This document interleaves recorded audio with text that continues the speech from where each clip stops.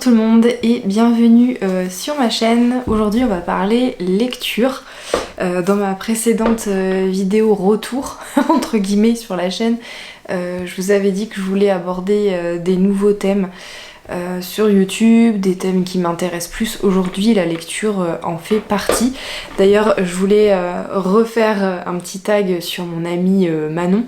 Donc je vous mettrai en description son compte Insta et sa chaîne YouTube. Tous deux s'appellent Lilo Lecture et c'est en partie grâce à elle que j'ai de nouveau cet engouement pour la lecture. D'ailleurs j'ai découvert aussi il y a un an à peu près la lecture audio. Aujourd'hui je vais vous parler autant de livres plutôt récents qui font un peu le buzz, j'ai envie de dire, en ce moment, et des livres peut-être inconnus au bataillon aussi. On va commencer tout de suite avec un des livres très connus en ce moment. Il s'agit de La femme de ménage de Freida McFadden. Donc c'est un livre que m'a offert Manon de Lilo Lecture. J'ai beaucoup aimé cette sorte de huis clos. En règle générale j'adore quand il y a des huis clos. Dans cette histoire on va suivre le personnage principal Millie, qui joue de malchance depuis des années, qui n'est pas du tout stable dans sa vie et qui justement est en recherche de stabilité. Donc elle va décrocher un entretien d'embauche dans une très jolie famille, tu vois, bonne sous tout rapport, bien sûr.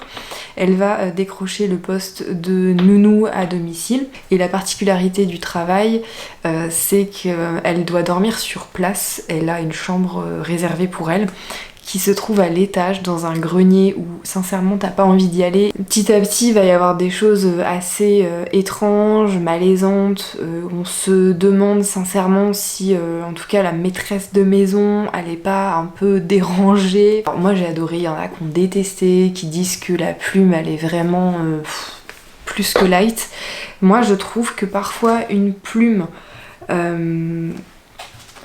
épuré, j'ai envie de dire, eh bien ça sert le discours, ça sert l'histoire parce que on va à l'essentiel. Là on est vraiment sur un page turner. Je m'attendais pas du tout à la fin. Il y a un espèce de retournement de situation que j'ai pas vu venir, mais pas une seule seconde. Pourtant je m'attendais pas à avoir ce coup de cœur honnêtement sur ce livre. Le deuxième roman qui fait partie vraiment des belles découvertes, c'est un Kate Morton, La scène des souvenirs. Donc Kate Morton est connue pour avoir écrit que des one-shots. Je vais vous montrer d'un peu plus près, en plus c'est super joli, c'est sorti en poche et je trouve que franchement ça fait le taf. C'est super joli. La célèbre actrice Laurel Nicholson se rend auprès de sa mère mourante dans le Suffolk. Je crois qu'on dit comme ça. Alors qu'elle replonge dans les souvenirs de sa famille, elle découvre une photographie qu'elle ne reconnaît pas. L'une des deux femmes sur le cliché est sa mère, Dorothy, mais qui est l'autre ? Débute alors une enquête qui va exhumer une montagne de secrets, ceux de Dorothy, mais aussi ceux de Laurel, hantés par cette terrible journée d'été de son enfance. J'ai adoré cette histoire, c'était pour moi un thriller d'une saga familiale. J'ai passé un très bon moment et pour moi c'était le livre parfait à cette époque-là de l'année où les journées sont beaucoup plus longues, où il y a du soleil, où normalement on a un peu des vacances. Le retournement de situation à la fin du livre, je m'y attendais mais pas du tout. Vraiment pas du tout. Et je trouve que ça a sublimé l'histoire en fait. Vous avez des fins qui peuvent être décevantes et puis vous avez des fins qui magnifient le récit et là on était vraiment dedans. Ce qui est aussi, en tout cas moi j'adore, c'est les changements d'époque. Vous avez l'époque où Dorothy, donc la maman de Laurel, la personnage principale, est jeune, donc on est dans sa jeunesse pour découvrir au fur et à mesure ce qui s'est passé, cette fameuse journée d'été.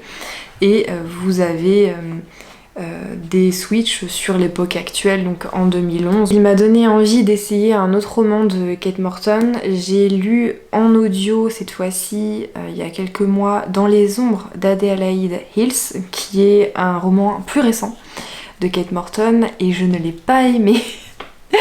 On va évoluer en Australie, à différentes époques pour élucider un meurtre familial, une famille qui a été retrouvée empoisonnée au beau milieu d'une clairière. Et j'ai pas aimé parce que là pour le coup j'ai trouvé que c'était très long. Il y avait des longueurs, ça n'en finissait pas. Et j'ai décroché des tas de fois de l'histoire. J'étais très déçue en fait. J'ai pas trouvé le fil rouge de l'histoire. Tu sais, le truc qui arrive à te capter, à te dire ah ben franchement j'ai envie de savoir. Là j'avais même plus envie de savoir. J'ai pas compris la moitié du roman, pour être honnête avec vous. Je crois que j'ai pas compris la moitié parce que j'ai décroché, j'ai raccroché, c'était dans tous les sens, enfin il y avait trop de personnages. Non, alors que c'est bizarre parce que franchement celui-ci je l'ai mais adoré. Donc comme quoi on peut aimer, pas aimer des fois un livre, d'un livre à l'autre ou d'un auteur, il faut essayer. Pour changer un petit peu, on va passer à une déception et je pense que je vais même avoir un petit peu de mal à vous en parler parce que je l'ai lu cet hiver, ça commence à dater. En général, quand j'aime pas une lecture, il y a un mode suppression. Dans l'ombre d'Elia, d'Anaïs Moni. Le pire, j'en suis vraiment désolée, c'est que j'aurais aimé ce livre. J'ai rencontré l'autrice à Niort lors d'un salon du livre. J'étais avec mon amie Manon d'ailleurs.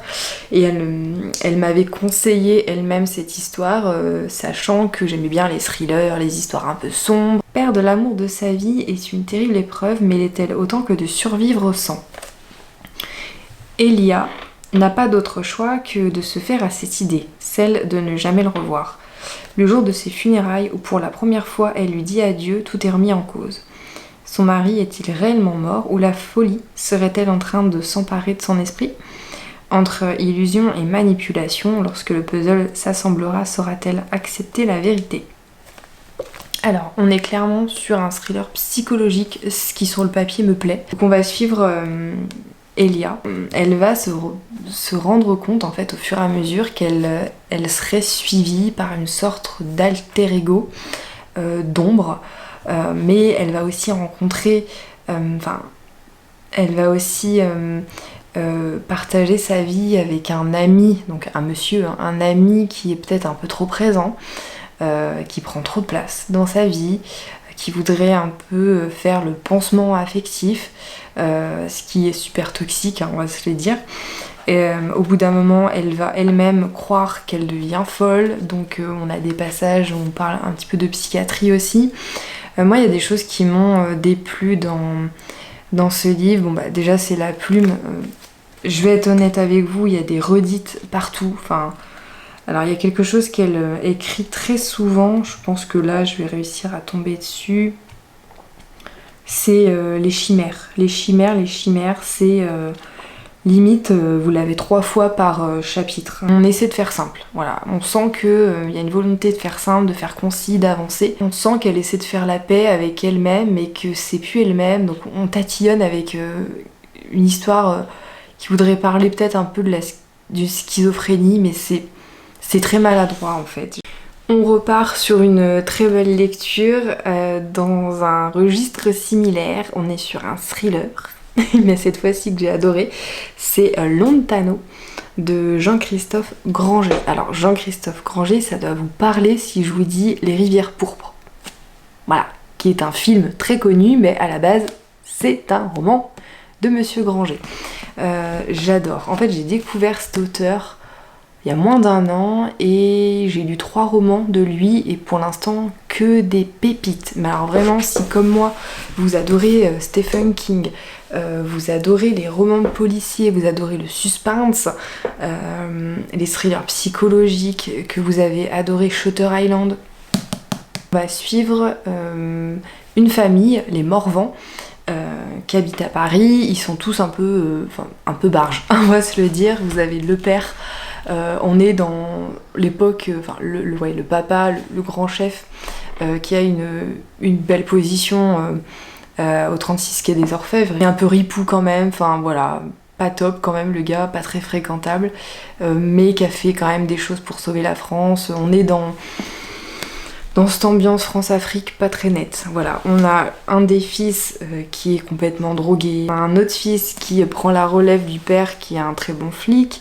on a la petite sœur qui essaie de percer dans le milieu du cinéma, mais tout ce qu'elle fait pour l'instant c'est plutôt de se faire des contacts, tu vois ce que je veux dire. J'adore en fait parce que c'est extrêmement authentique et tous les personnages sont super gris et ça les rend vrais, ça les rend hyper authentiques.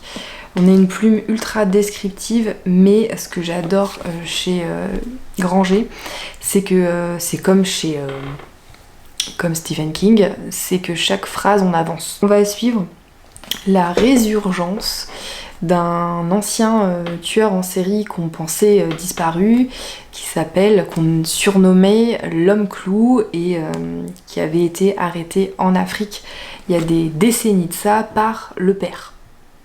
Voilà, donc le père, France-Afrique, tout ça. Et récemment, on s'est rendu compte qu'il y avait des nouveaux assassinats qui reprenaient vraiment la technique de l'homme clou. Pour autant, ce gars est censé être hors d'état de nuire, donc c'est vraiment très étrange. Et le fils va se mettre sur cette enquête, chaperonné de gré et de force par le papa, qui n'arrive pas à décrocher de son métier. Donc on va beaucoup voyager dans ce livre, on va croire à des choses finalement, c'est pas ça. Enfin voilà, moi j'adore en fait quand t'essaies de me faire croire plein de trucs dans le bouquin, qu'au final c'est pas ça, qu'il y a des rebondissements tout le temps, mais que c'est bien mené. Tu sens l'atmosphère, tu sens les caractères, et moi j'aime bien quand un bouquin me donne cette impression d'immersion. Voilà, et surtout, la fin évidemment. Génial, un bon thriller, normalement tu t'attends pas forcément à la fin, et on est quand même aussi sur une fin toujours un peu ouverte, voilà, chez Jean-Christophe Granger. Je trouve ça intéressant, et je pense aussi que c'est pour ça que ces bouquins sont intéressants à mettre en scène au cinéma. Je poursuis avec une autre déception. C'est vraiment dommage parce que ça c'était une lecture commune avec Lilo Lecture et Marion. C'est La vie invisible d'Adi Larue de Schwab. Je pense que vous connaissez si vous êtes un peu sur les réseaux, Booksta, etc. Très joli, au demeurant. Voilà, on est sur un beau bébé quand même. Et on l'a fait en lecture commune, c'est la première fois que je faisais ça, c'était vraiment intéressant. Une nuit de 1714, dans un moment de désespoir, une jeune femme avide de liberté scelle un pacte avec le diable. Donc il faut savoir que donc on est effectivement 1714, Adi Larue, elle est promise à un homme qu'elle n'aime pas, et elle aime plus que tout sa liberté. Donc elle scelle un pacte avec le diable. Mais si elle obtient le droit de vivre éternellement, en échange, personne ne pourra jamais plus se rappeler ni de son nom, ni de son visage. La voilà condamnée à traverser les âges comme un fantôme, incapable de raconter son histoire, aussitôt effacée de la mémoire de tous ceux qui croisent sa route. Donc je trouve que c'est un thème mais génial, enfin vraiment j'ai adoré le thème, l'essence, la quintessence de l'histoire. J'ai aussi beaucoup aimé le fait qu'on se balade entre différentes époques, donc l'époque où elle était encore toute jeune entre guillemets, parce que techniquement elle vieillit plus du tout, mais tu vois qu'on était encore au XVIIe siècle, où elle découvrait sa nouvelle vie suite au pacte avec le diable. Et par la suite, au fur et à mesure des siècles jusqu'à nos jours, où il va se passer quelque chose. Voilà. Évidemment, sinon l'histoire ne serait pas intéressante. Comment je pourrais vous expliquer sans trop t'en dire? Elle va faire plusieurs rencontres et elle va enfin réussir à renverser la balance d'une manière ou d'une autre. Je trouve qu'il était beaucoup trop long, beaucoup trop en longueur. Franchement, il y a des passages... J'ai l'impression que c'est de la redite, c'était vraiment pour remplir de la page. Autre chose qui m'a un peu agacée à force, c'est que Adi Larue, faut quand même se rendre compte qu'elle est née au début 17e, tu vois. Et elle a des réactions très immatures, même dans les années 2010. Enfin, pour moi, c'est pas crédible si tu es... si vieux que ça, normalement t'as appris des choses sur Terre, et je trouve que c'est pas très crédible en fait. Ça m'a un peu surprise, un peu Voilà, je me suis dit que j'aurais pas écrit les choses telles quelles parce que pour moi c'était pas du tout crédible de recevoir l'histoire comme ça. Enfin voilà. On a aussi ça c'était plutôt intéressant. L'autrice a essayé de nous créer une légende artistique, comme quoi Adi serait parfois la muse qui a inspiré les plus grands tableaux connus à ce jour, mais ça n'a pas renversé la balance sur le positif. Et puis bon, la fin, c'est pas forcément un happy end et je trouve ça un peu dommage parce que quand on te fait attendre presque 1000 pages pour une fin un peu... ouais, tu vois, je trouve que ça aurait pu tout changer, je pense, dans mon avis final sur ce livre si la fin m'avait vraiment surprise, emballée, tu vois. Et là, voilà. On va terminer avec une note positive. J'ai enfin commencé la saga Keleana, 10 ans après la guerre, comme d'habitude, je vous l'ai dit. Donc le tome 1, L'assassineuse de Sarah J. Maas. Donc c'est encore une fois Lilo Lecture qui m'a recommandé chaudement cette saga. Je pense que j'ai adoré pour plusieurs raisons. Bon bah l'histoire de base, on est sur une quête, on va suivre Keleana, qui est une jeune femme qui a commencé la vie, dis donc d'une manière bien sportive. Elle est ce qu'on appelle une assassineuse, on pourrait dire tueur à gages. Ouais, plutôt, ça se rapprocherait de ça un peu son métier.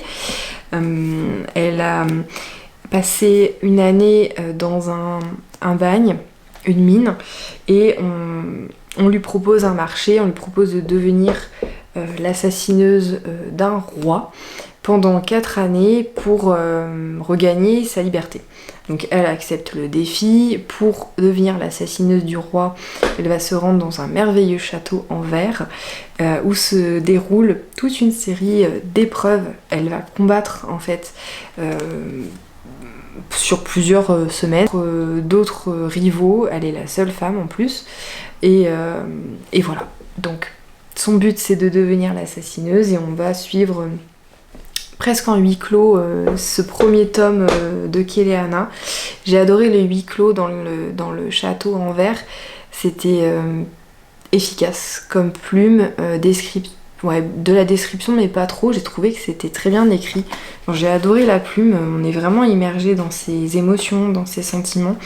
Et on passe d'un chapitre à un autre en fonction du point de vue de chaque personnage. On n'est pas que sur Keleana, je trouve que c'est intéressant aussi, ça donne du dynamisme et ça donne un autre axe pour mieux comprendre l'histoire aussi.